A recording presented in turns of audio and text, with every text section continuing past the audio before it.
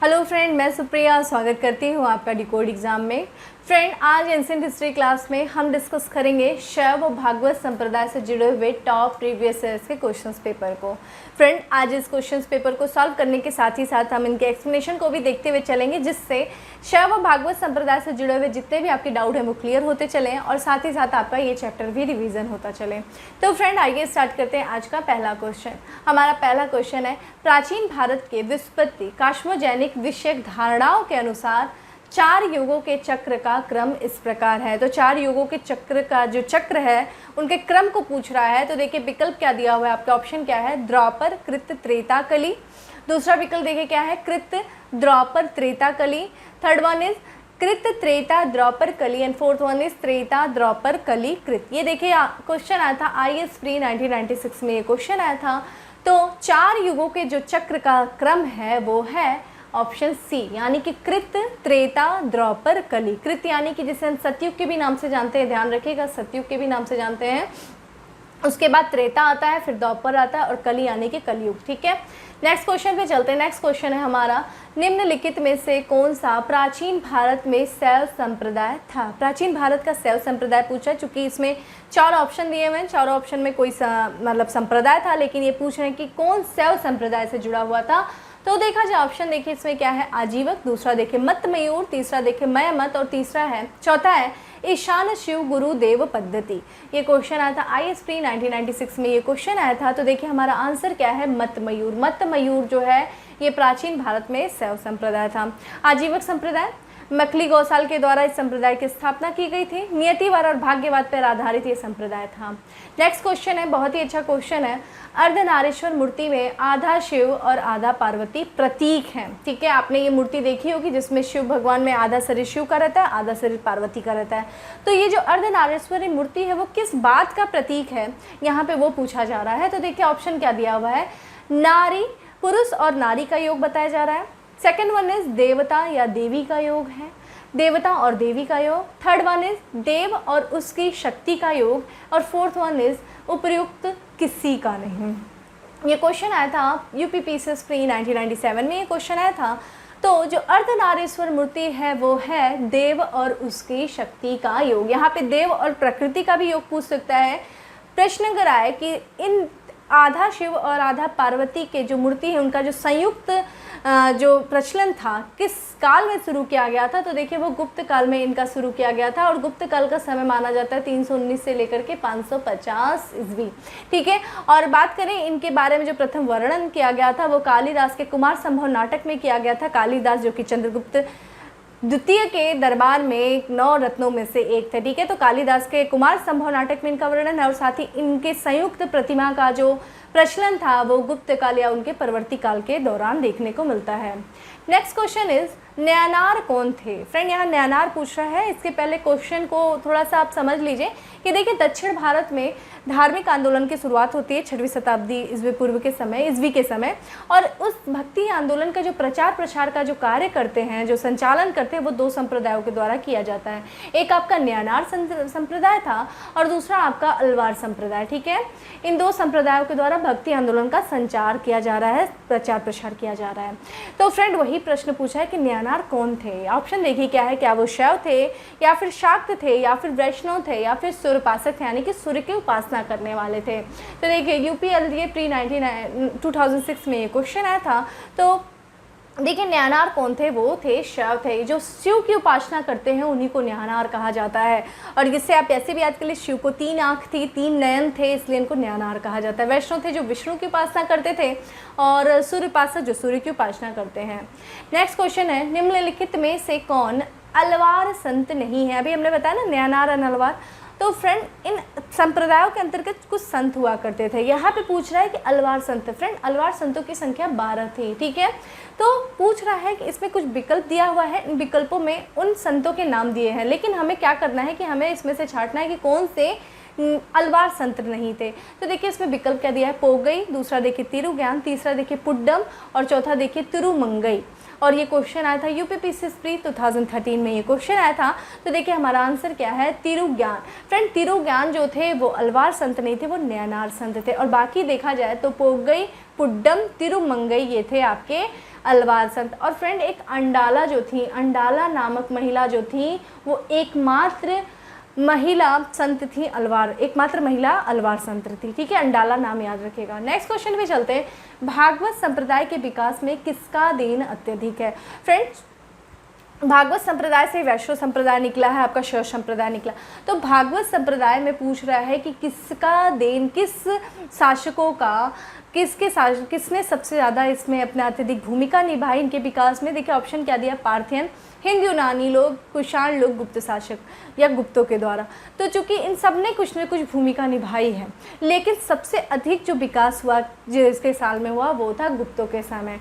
Friend गुप्त जो शासक थे उनका जो एक तरीके से जो राज धर्म था वो भी वैष्णव था, क्योंकि वैष्णव माता अनुयायी होते थे गुप्त शासक, इनका राज धर्म वैष्णव था। इनका बात करें तो ये परम भागवत की उपाधि धारण करते थे और इनका जो चिन्ह हुआ करता था, राज्य चिन्ह भी, वो क्या था, गरुड़।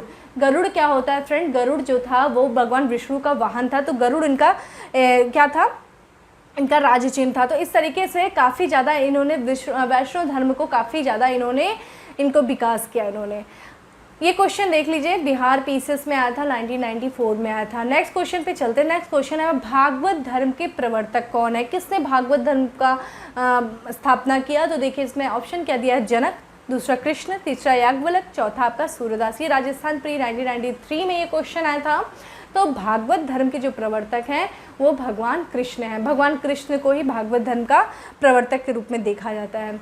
नेक्स्ट क्वेश्चन है हमारा, नेक्स्ट क्वेश्चन है, निम्नलिखित में से किस ग्रंथ में सर्वप्रथम देवकी के पुत्र कृष्ण का वर्णन है। चूंकि हम लोग जानते हैं देवकी माता थी इनकी, कृष्ण उनके पुत्र का, यानी कि देवकी के पुत्र का वर्णन हमें किस जगह, किस ग्रंथ में मिलता है। तो ऑप्शन देखिए महाभारत, दूसरा देखिए छांदोग्य उपनिषद, तीसरा देखिए अष्टाध्यायी और चौथा देखिए भागवत पुराण। ठीक है, तो फ्रेंड यहाँ पे जो हमारा क्वेश्चन ये है, ये राजस्थान प्री 1999 में ये क्वेश्चन आया था।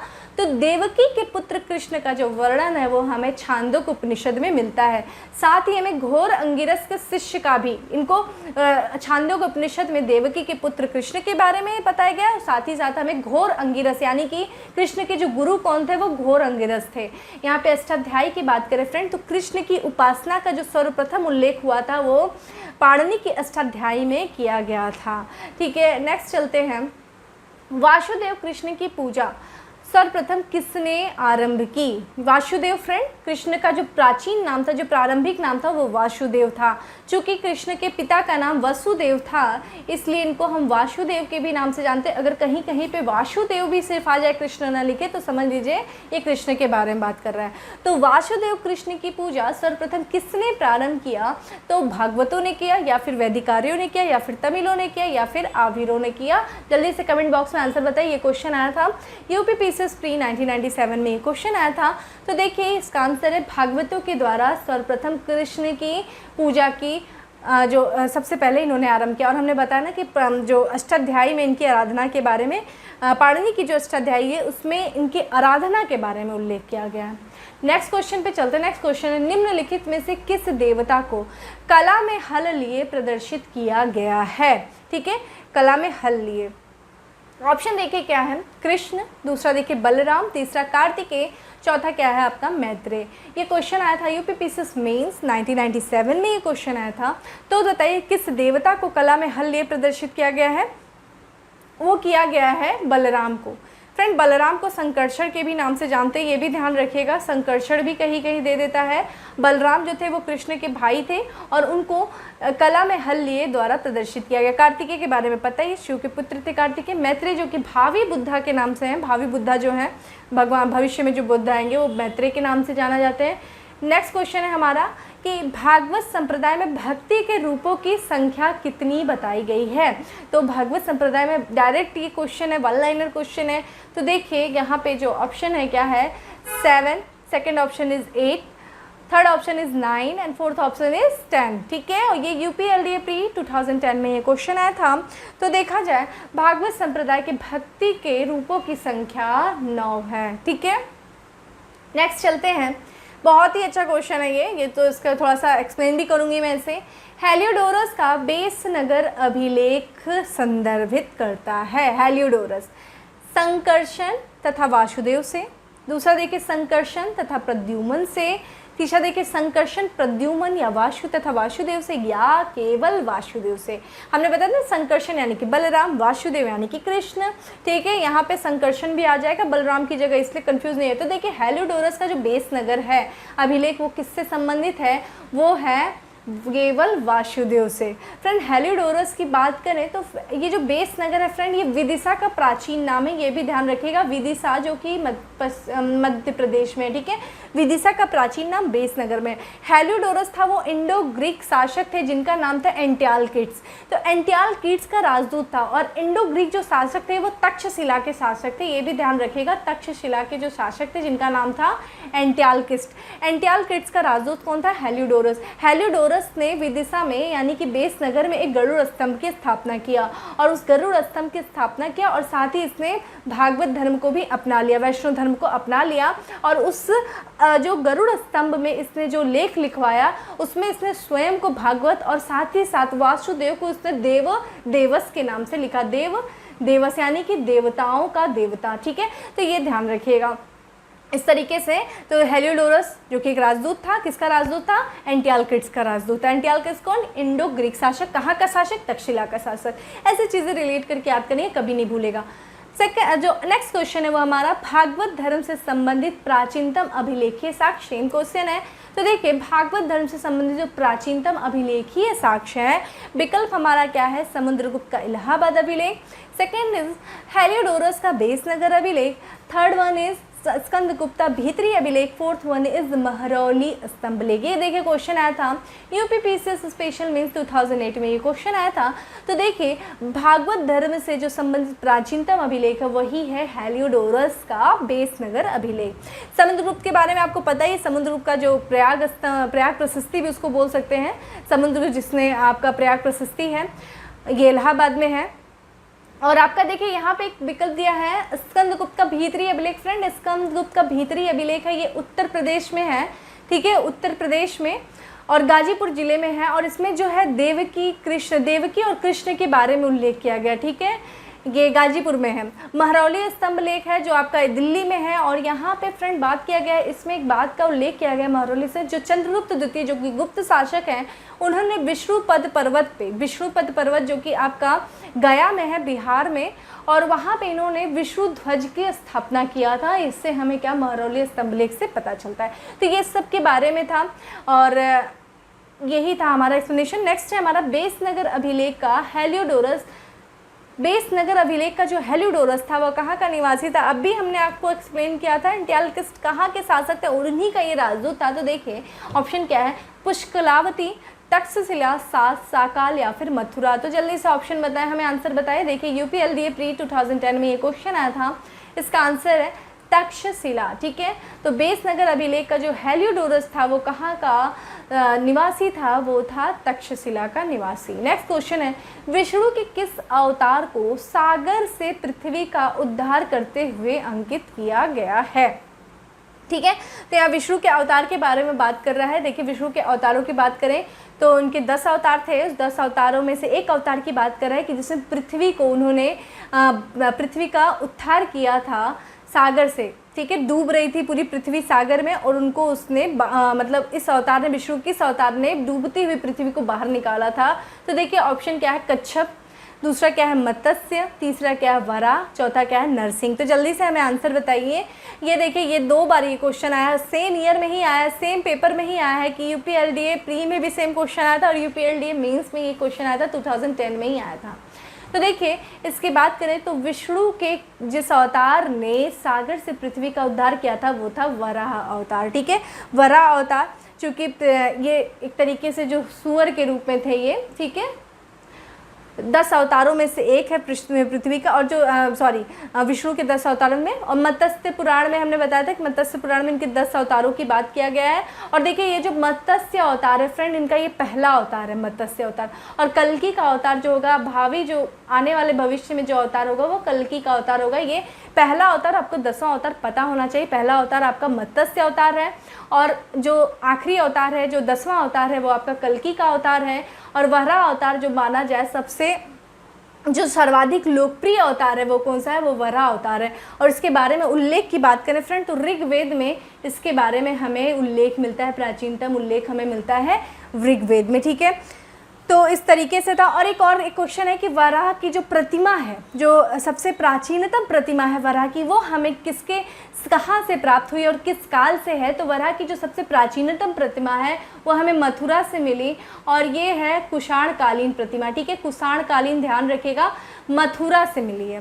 नेक्स्ट है हमारा, भारत में आस्तिक और नास्तिक संप्रदायों में कौन सा विभेदक लक्षण है। मैं बिल्कुल उम्मीद करती हूँ तो आप लोग बिल्कुल आंसर कर ही लोगे, ठीक है। आस्तिक नास्तिक बहुत ये डिबेट चलता रहता है, तो ठीक है।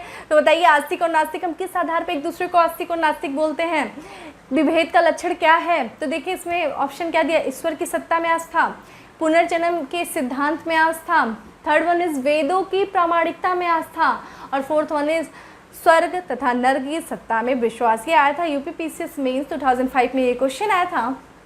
तो बताइए आस्तिक और नास्तिक जो संप्रदाय हैं उनके विभेदक लक्षण कौन से हैं, जल्दी से आंसर बताएं, जल्दी से। तो इसका देखिए आंसर है वो वेदों की प्रामाणिकता पे, ठीक है फ्रेंड। जिसने वेदों को माना, जिसने वेदों की प्रामाणिकता को माना वो क्या है, आस्तिक है। और जिसने वेदों की प्रामाणिकता को नहीं माना वो क्या है, नास्तिक है। तो यानी कि हम नास्तिक और आस्तिक संप्रदाय में जो विभेद कर रहे हैं वो वेदों की प्रामाणिकता के आधार पर कर रहे हैं।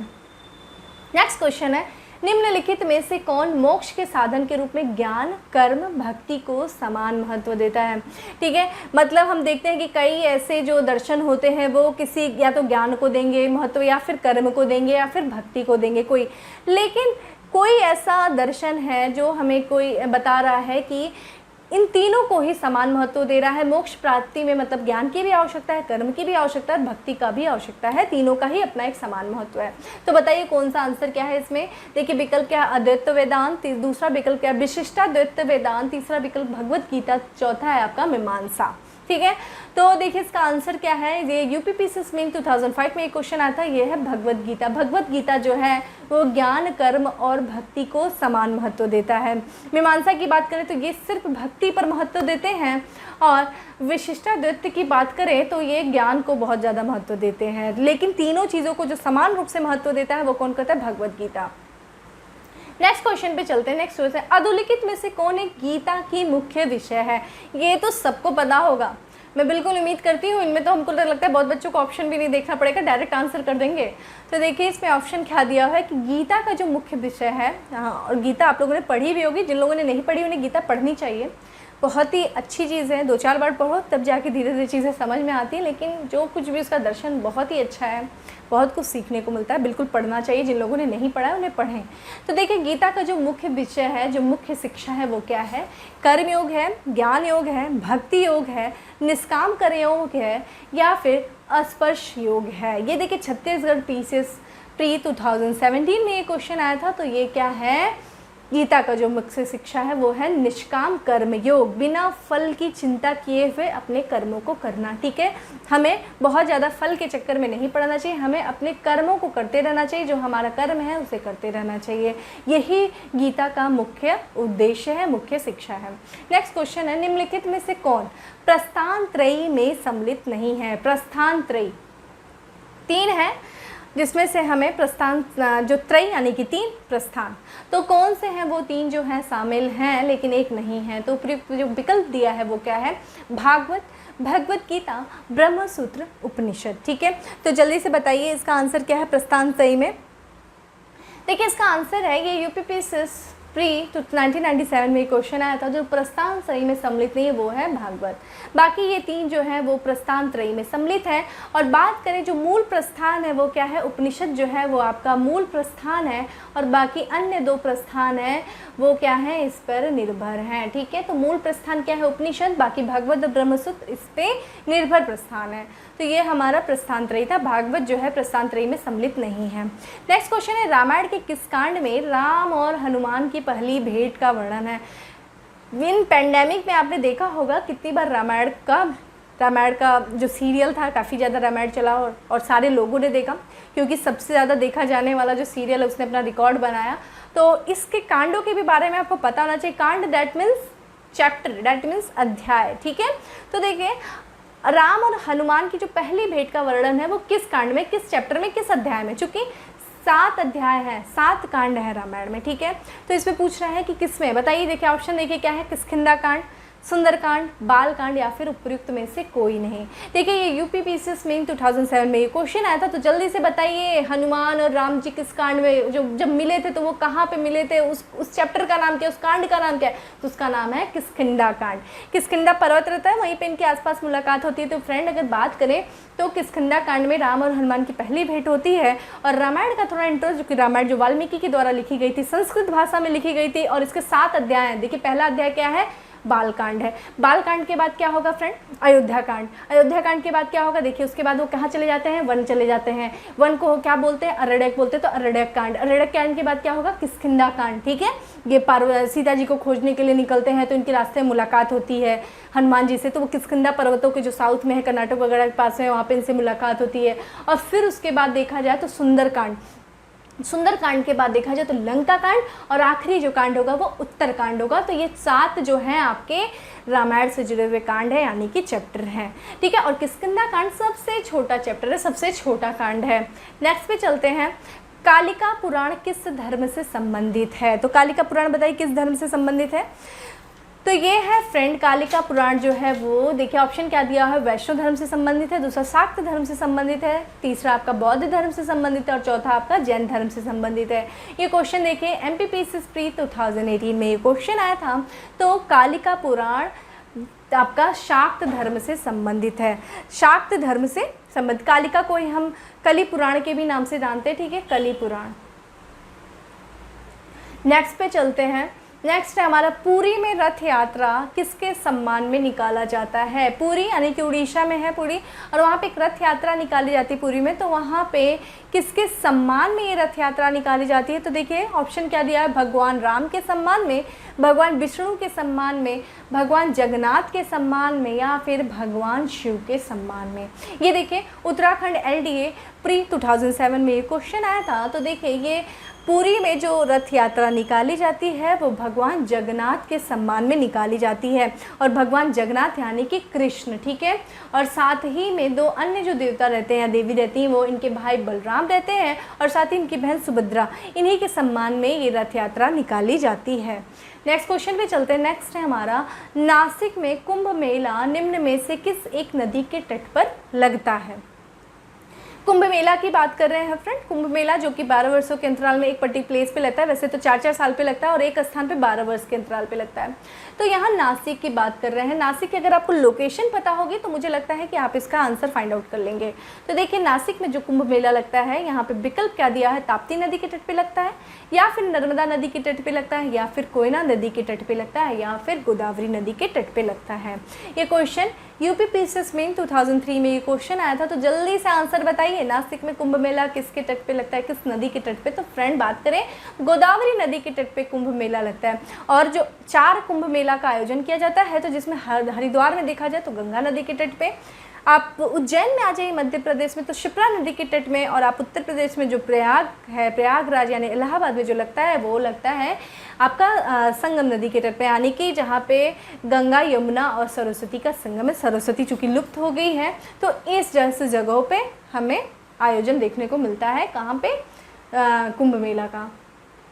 सुमिलन करना है, सूची 1 और सूची 2 को सुमिलित कीजिए, और सूचियों के नीचे दिए गए कूट की सहायता से सही उत्तर चुनिए। देखिए सूची 1 में और सूची 2, सूची 1 में धर्म दिए हुए हैं, और सूची 2 में उस धर्म से जुड़े हुए पवित्र स्थल दिए हुए हैं। तो हमें उन्हीं को मैच करना है कि कौन सा दही। देखिए पहले सूची में जैन धर्म है, हिंदू धर्म है, इस्लाम धर्म है और ईसाई धर्म है। दूसरी सूची में देखिए नाम क्या दिया, मदीना, वेटिकन, पावापुरी, वाराणसी।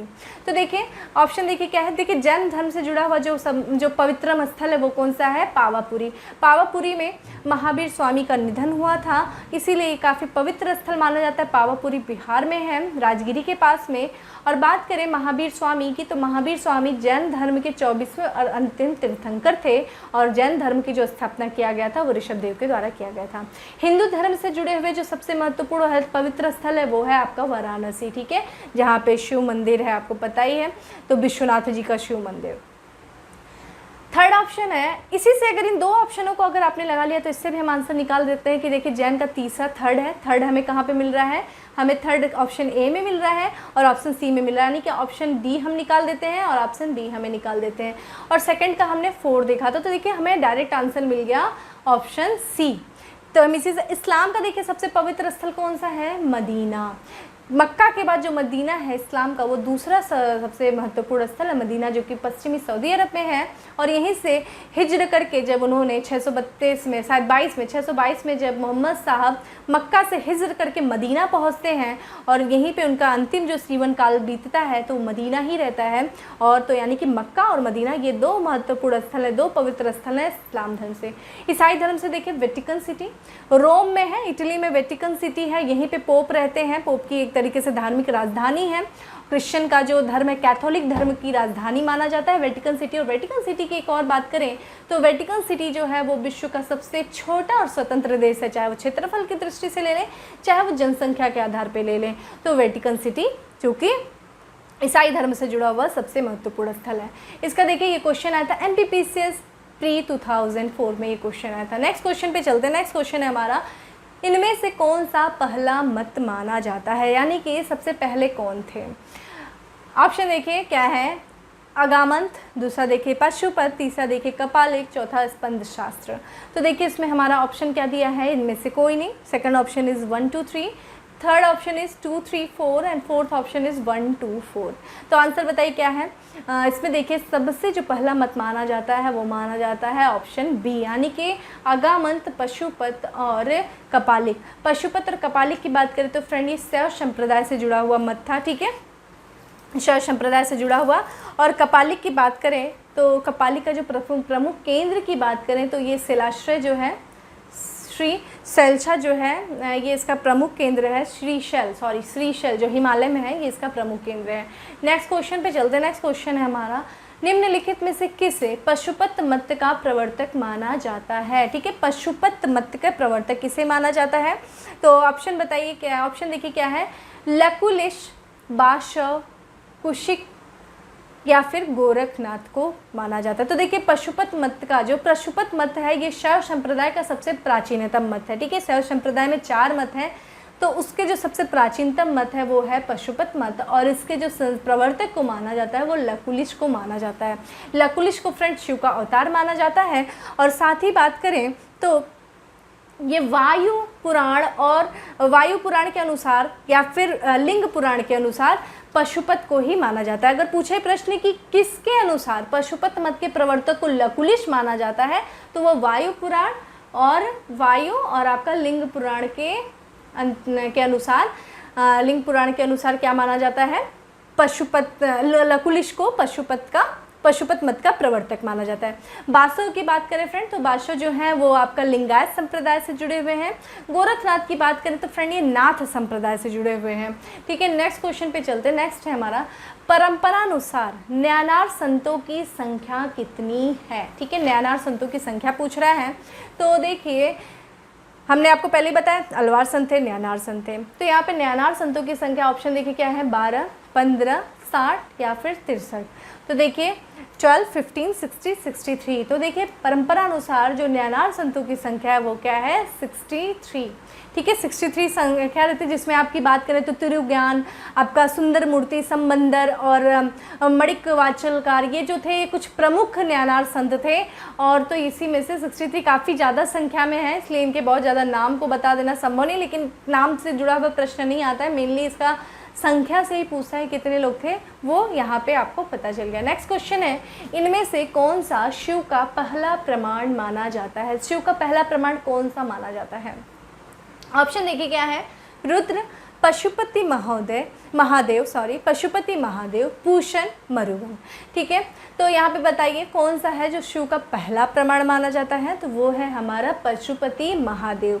पशुपति महादेव की हमें प्रतिमा मिलती है, हमें मिलती सिंधु घाटी सभ्यता से जुड़ा हुआ सिंधु घाटी सभ्यता, जिसका समय काल आपको पता ही है 2350 से लेकर के 1750 कार्बन डेटिंग के हिसाब से जो सिंधु घाटी सभ्यता का समय काल 2350 से लेकर के 1750। सिंधु घाटी सभ्यता का स्थल मोहनजोदड़ो से प्राप्त जो मुद्रा है वहाँ पे जो प्राप्त हमें मोहरे जो प्राप्त हुई, उस पर हमें शिव के पशुपति शिव का अंकल मिलता है, जिसमें 6 जानवर जो बैठे रहते हैं, 6 जानवरों के चित्र में पशुपति शिव। तो हमें सबसे पहला जो प्रमाण मिलता है वो हमें पशुपति का मिलता है। कहाँ से मिलता है? सिंधु घाटी सभ्यता से। रुद्र की बात करें, ये भी शिव का ही रूप रहता है। जब ऋग वैदिक काल में आएंगे तो शिव का जो रुद्र रूप है वो हमें मिलता है उसके बाद का। तो जो पहला प्रमाण है वो पशुपति महादेव का। नेक्स्ट क्वेश्चन है, इनमें से कौन सा शैव संप्रदाय सामाजिक व धार्मिक सुधारों के लिए महत्वपूर्ण है? ठीक है, शैव संप्रदाय धार्मिक और सामाजिक व धार्मिक सुधारों के लिए महत्वपूर्ण है। तो देखिए विकल्प क्या दिया है, पशुपत, वीर शैव, मत मयूर या फिर सुधा शैव। जल्दी से हमें आंसर बताइए, कमेंट बॉक्स में आंसर लिख के बताइए।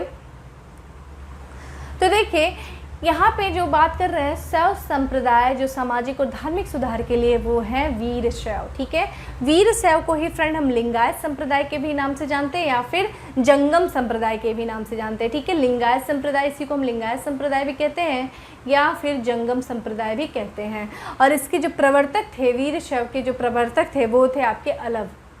ठीक है, अलभ, ठीक है, अलभ प्रभु, और उनके जो शिष्य थे बासव। ठीक है, बासव जो थे उनके शिष्य थे, ये इनके इस संप्रदाय से जुड़े हुए थे। पशुपति संप्रदाय आपको पता ही है, लकुलिश थे। मत्तु मयूर संप्रदाय ये प्राचीन भारत में जो शैव संप्रदाय था ये से जुड़ा हुआ। नेक्स्ट क्वेश्चन है हमारा वामन पुराण। अभी हम लोगों ने वामन पुराण पता ही था, सर्वाधिक लोकप्रिय पुराण था। वामन पुराण में शैव संप्रदाय की संख्या 4 बताई गई है। निम्न में से कौन सा संप्रदाय सर्वाधिक प्राचीन है? तो ठीक है, वामन पुराण में बताइए। जो वामन पुराण में हमें अब इतना पता चल गया। देखिए शैव संप्रदाय कितने थे? 4 थे। क्या क्या नाम था? कपालिक, कालामुख, पशुनाथ और फिर शैव। ये जो थे आपके शैव संप्रदाय थे।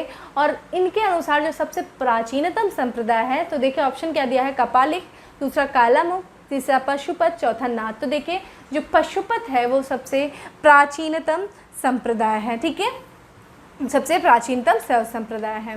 नेक्स्ट क्वेश्चन पे चलते हैं। नेक्स्ट क्वेश्चन है हमारा कि भवभूतिकृत मालती माधव निम्नलिखित में से किनके अध्ययन के लिए एक महत्वपूर्ण स्रोत है? ये पूछा है, कुछ संप्रदाय दिया है और उन संप्रदायों का अगर हमें अध्ययन करना है तो उसका एक माध्यम दिया। वो माध्यम क्या है? भवभूति मालती माधव। तो वो बताइए किसके अध्ययन के लिए एक महत्वपूर्ण स्रोत है? क्या वो दिगंबर जैन के लिए है या फिर कपालिक के लिए या फिर बौद्ध तांत्रिक के लिए या फिर भागवत के लिए है? तो भवभूति के द्वारा जो रचित है मालती माधव वो है कपालिक। ठीक है, कपालिकों के लिए, कपालिकों के अध्ययन के लिए एक महत्वपूर्ण स्रोत है। और जो कपालिक की अगर कुछ विशेषताओं की बात करें फ्रेंड, तो ये आसुरी प्रवृत्ति के थे काफ़ी ज़्यादा। ठीक है, आसुरी प्रवृत्ति के थे और इनका जो मुख्य केंद्र हमने बताया ही है कि श्रीशैल जो है, जो हिमालय है, जो इनका ये मुख्य केंद्र हुआ करता था। ठीक है, तो ये क्या थे? आसुरी प्रकृति के थे। अब नेक्स्ट पे चलते हैं। नेक्स्ट है हमारा कि भगवत गीता के जनक वासुदेव कृष्ण किस क्षत्रिय कुल से संबंध रखते थे? किस क्षत्रिय कुल से संबंधित थे? तो भगवत गीता के जो जनक हैं, इनका नाम क्या? वासुदेव कृष्ण। वो किस कुल से संबंधित है? इसमें देखिए अब विकल्प क्या दिया है, पुरु, भरत, वृषणी, पांचाल। तो जल्दी से हमें आंसर बताइए, किस से संबंधित थे भगवान कृष्ण? तो वो देखिए वृषणी। ठीक है, ये मथुरा की एक, मथुरा में है जो कुल है, ये मथुरा संबंधित है। तो क्षत्रिय कुल इनका क्या था? वृषणी। इसी को हम शाश्वत भी कहते हैं। ठीक है, शाश्वत, शाश्वत। ठीक है, शाश्वत के भी नाम से हम इसको जानते हैं, वृषणी को। नेक्स्ट देखिए, और बाकी जो अन्य जो कुल दिए हुए फ्रेंड, जब हम महाजनपद काल लगा रहे होंगे तो वहाँ पे पुरु, भरत, पांचाल, ठीक है, वहाँ पे हमें ये पुरु और भरत को मिला के कुरु जनपद बनाया जाएगा। तो पांचाल, पांचाल की द्रौपदी। तो ये सारी चीज़ें हम जब नेक्स्ट स्लाइड में, जब हम नेक्स्ट चैप्टर डिस्कस कर रहे होंगे 16 महाजनपदों के बारे में 6वीं शताब्दी ईस्वी पूर्व में, तो हम वहाँ पर इनको सॉल्व करेंगे। नेक्स्ट है हमारा महाभारत में सर्वप्रथम भागवत धर्म का उल्लेख किस पर्व में किया गया है? ठीक है, महाभारत में किस पर्व में किया गया है? तो बताइए इसका आंसर। देखिए पहला देखिए विकल्प क्या है, उद्योग पर्व में किया गया है भागवत धर्म का उल्लेख, या फिर भीष्म पर्व में किया गया है, या फिर वन पर्व में किया गया है, या फिर युद्ध पर्वत में, युद्ध पर्व होना चाहिए था फ्रेंड, यहाँ पे युद्ध पर्व में किया गया है। तो देखिए इसका आंसर क्या है कि महाभारत में सर्वप्रथम जो भागवत धर्म का उल्लेख है वो किया गया है भीष्म पर्व में भागवत धर्म का उल्लेख किया गया है। नेक्स्ट क्वेश्चन है हमारा, निम्नलिखित में से किस ऐतिहासिक स्थल में पंचवृषणी वीरों का उल्लेख करने वाला एक प्राचीन अभिलेख मिला है। पंचविंशति वीरों का उल्लेख करने वाला जो एक प्राचीन अभिलेख हमें मिला है वो हमें कहाँ से मिला है, वो क्या जो मिला है वो कहाँ से मिला है, घुसंडी से मिला है या फिर बेसनगर जो कि विदिशा के नाम से, द्वारिका से मिला या फिर मथुरा से मिला है। तो जल्दी से बताइए कहाँ से मिला है, हमें कमेंट बॉक्स में आंसर लिख के बताइए कहाँ पे मिला है। तो ये देखिए ये मिला है हमें मथुरा से मिला है। तोषा नामक एक महिला के द्वारा इस अभिलेख को लिखवाया गया था। तोषा एक विदेशी महिला थी, उसी के द्वारा पंचविंशति वीरों का उल्लेख किया गया है, उसके अभिलेखों में किया गया है। कहाँ पे मिला है, ये मथुरा से मिला है। नेक्स्ट क्वेश्चन हमारा, किस संप्रदाय को शिव पुराण में महाव्रतधर कहा गया है। ठीक है, किस संप्रदाय को शिव पुराण में महाव्रतधर, उसके जो स्वभाव के, उसकी जो प्रकृति है उस स्वभाव, उस संप्रदाय का, उसी के आधार पर उसको महाव्रतधर कहा गया है।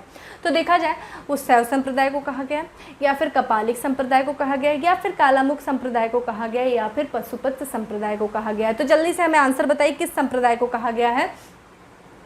तो देखा जाए तो शिव पुराण में जो महाव्रत कहा गया है वो कहा गया है कालामुख संप्रदाय को। कालामुख संप्रदाय के जो लोग थे वो देखा जाए तो मानव के, इनका जो स्वभाव कैसा था, महाव्रतधर टाइप का था। यानी कि ये मनुष्य की जो खोपड़ी रहती है उसी में अपना भोजन करते हैं, मनुष्य के भोजनों का, मनुष्य के मांस को खाते हैं, और साथ ही जो वो शरीर पे भस्म को रगड़ते हैं। ताकि अघोरी, आपने देखा होगा अघोरी लोगों को, वो उसी टाइप के थे कालामुख जो संप्रदाय के लोग थे, इसीलिए इसको महाव्रतधर संप्रदाय। कपालिक के बारे में आपको पता ही गया है, आसुरी प्रवृत्ति के थे कपालिक के लोग। शैव संप्रदाय के बारे में पशुपत संप्रदाय जो कि लकुलिश के द्वारा स्थापित संप्रदाय था। नेक्स्ट क्वेश्चन है, नाथपंथ संप्रदाय की स्थापना किसके द्वारा की गई थी। नाथपंथ, ठीक है, नाथपंथ। तो ये देखिए किसके द्वारा, मस्तेंद्र नाथ के द्वारा की गई थी, या फिर आनंद तीर्थ के द्वारा, वल्लभाचार्य के द्वारा, या फिर निम्बार्क के द्वारा। तो बताइए नाथपंथ संप्रदाय की स्थापना किसके द्वारा की गई थी। ये की गई थी मस्तेंद्र नाथ के द्वारा नाथपंथ की स्थापना की गई थी 10वीं शताब्दी में। 10वीं शताब्दी में इसकी स्थापना की गई थी नाथपंथ की, 10वीं सदी में। और यहाँ वल्लभाचार्य की बात करें फ्रेंड तो वल्लभाचार्य जो है रुद्र संप्रदाय के संस्थापक हैं, और निम्बार्क जो है वो आपके सनक संप्रदाय के संस्थापक हैं। निम्बार्क, सनक और वल्लभाचार्य जो है रुद्र संप्रदाय के संस्थापक हैं। तो इस तरीके से फ्रेंड हमारे आज के शैव धर्म से, शैव भागवत धर्म से जुड़े हुए हमारे प्रीवियस ईयर्स के क्वेश्चंस पेपर थे, उसको हमने सॉल्व किया, डिस्कस किया।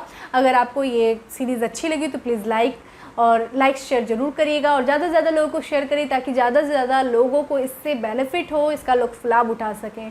तो फ्रेंड फिर मिलते हैं आप अपने नेक्स्ट MCQ सीरीज़ में। तब तक के लिए bye, have a good day, stay safe and stay healthy.